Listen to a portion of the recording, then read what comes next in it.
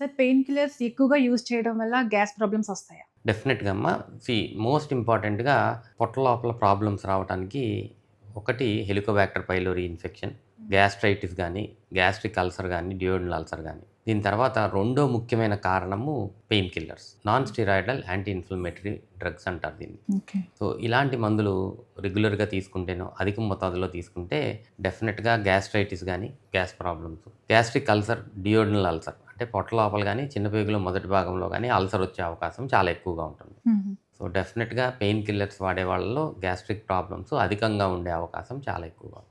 Sir చాలామంది గుండె నొప్పికి, గ్యాస్ట్రిక్ నొప్పికి తేడా తెలుసుకోకుండా కొంతమంది గుండె నొప్పిని కూడా లైట్ తీసుకుంటూ ఉంటారు. తేడా ఎలా తెలుసుకోవాలి? ఫస్ట్ అండ్ ఫార్మోస్ట్ థింగ్ ఏంటంటే 40 సంవత్సరాలు పైబడిన వాళ్ళలో ఎవరిలో అయినా సరే గుండెల్లో నొప్పి వస్తే అది గ్యాస్ట్రిక్ ప్రాబ్లమ్ అని మనం అనుకోకుండా డెఫినెట్‌గా కార్డియాక్ చెకప్ చేయించుకోవాల్సిన అవసరం ఉంటుంది. హుహు. కార్డియాక్ చెకప్ చేసుకున్న తర్వాతనే అది కాదు అని నిర్ధారణ చేసుకోవాలనేది నా సజెషన్. ఎందుకంటే ఈ మధ్య కాలంలో మనం చాలామంది యంగ్ పీపుల్‌లో హార్ట్ అటాక్స్ చూస్తాం జరుగుతుంది. సో, మన లైఫ్ స్టైల్ మోడిఫికేషన్ గానీ, ఈ అన్నిటి వల్ల యంగ్ పీపుల్‌లో మనం హార్ట్ అటాక్స్ చూస్తున్నాం. సో, మీరన్నట్టు చాలామంది ఇలాగా గ్యాస్ట్రిక్ ప్రాబ్లమ్ అనుకుని ఏదో గ్యాస్‌కి సంబంధించి కొన్ని టాబ్లెట్లు ఏసుకుంటాం, లేదా ఏదన్నా పౌడర్‌లు తాగుతాం, ఇలా చేస్తున్నారు. దీనివల్ల ప్రాణానికి ప్రమాదం సంభవించే అవకాశం ఉంటుంది. సో, జనరల్‌గా ఏంటి అంటే గ్యాస్ట్రిక్ ప్రాబ్లమ్ ఉన్న వాళ్ళలో ఎవరిలోనూ గుండెల్లో విపరీతమైన నొప్పి రాదు. ఎక్కువ శాతం మందిలో మంటలాగా మనం చూస్తాం. హ్మ్. చాలా తక్కువ శాతం మందిలో మాత్రమే ఇది నొప్పిలాగా తెలుస్తుంది. ఓకే. సో, నొప్పి వచ్చింది, అది ఎడమ చేతికి రేడియేట్ అవుతుంది, హ్మ్. లేకపోతే భుజానికి రేడియేట్ అవుతుంది, కొంచెం స్వెట్టింగ్ ఉంది హ్మ్. అంటే ఇది డెఫినెట్‌గా హార్ట్‌కి సంబంధించిన ప్రాబ్లమ్ అని మనం అర్థం చేసుకోవాలి. ఇమ్మీడియేట్‌గా హార్ట్ చెకప్ చేయించుకోవాలి. సార్ ఫ్యాటీ లివర్ కేసులు ఈ మధ్యన ఎక్కువ అవుతున్నాయి. ఎందుకంటారు?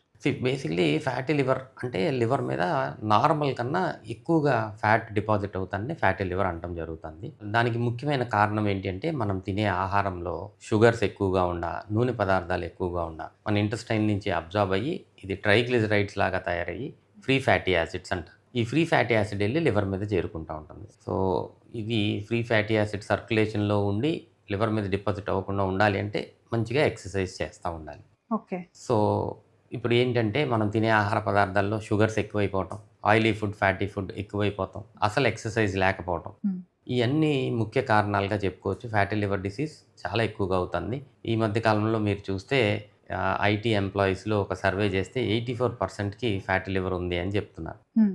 ఇది ముఖ్యంగా type of diet and exercise లేకపోవటం. ఈ రెండే ముఖ్యమైన కారణాలుగా చెప్పుకోవచ్చు ఫ్యాటీ లివర్ అధికంగా మనం చూస్తానికి కారణం. సార్ తరచుగా కడుపు నొప్పి వస్తే దాన్ని స్టమక్ క్యాన్సర్‌గా పరిగణించవచ్చా? సీ కడుపు నొప్పి రావడానికి రకరకాల కారణాలుంటాయి. అందులో ముఖ్యంగా మనం మాట్లాడుకుంటే అప్పర్ అబ్డామెన్ పైన పొట్టలో గనక నొప్పి వస్తుంది అంటే పొట్ట లోపల స్టమక్ ఆర్ డియోడినంలో అల్సర్ రావటం. పొట్టకి వెనకాల భాగంలో ప్యాంక్రియాస్ అని ఒక గ్రంథి ఉంటుంది. దీనికి వాపు వస్తే కూడా కడుపులో నొప్పి తరచుగా వచ్చే అవకాశం ఉంటుంది. Okay sir. ఇది కాకుండా గాల్ బ్లాడర్‌లో స్టోన్స్ ఉంటే దానివల్ల కొంతమందిలో కడుపులో నొప్పి వచ్చే అవకాశం ఉంటుంది. హ్మ్. అప్పర్ పైన పొట్టలో నొప్పి వస్తుంది అంటే ముఖ్యంగా ఈ 3 మనం గమనించుకోవాలి. ఐదర్ పొట్ట లోపల అల్సర్స్ ఏమన్నా ఉన్నాయా? ప్యాంక్రియాస్ ఏమన్నా వాపుకి గురైందా? గాల్ బ్లాడర్ స్టోన్స్ వల్ల గాల్ బ్లాడర్‌కి వాపు ఏమన్నా వచ్చిందా? ఇయి మనం ముఖ్యంగా చూసుకోవాలి. రిపీటెడ్‌గా వస్తూ ఉంటాయి. ఇది కాకుండా ఈ మధ్య కాలంలో అధికంగా బయట తినటం మనం చూస్తున్నాం. అవును సార్. దీనివల్ల ఇన్ఫెక్షన్స్, పొట్ట లోపల ఇన్ఫెక్షన్స్ వస్తే కూడా ఇలాగా నొప్పి వచ్చే అవకాశం ఉంటుంది. ఓకే. సో, ఇయి మనం రెగ్యులర్‌గా కడుపులో నొప్పి వస్తుందంటే ముఖ్యంగా మనం ఎక్స్‌క్లూడ్ చేసుకోవాల్సిన విషయాలు ఈ 3 ఉంటాయి. హ్మ్. అండ్ దీంతో పాటు ఇన్ఫెక్షన్స్ చాలా ఇంపార్టెంట్.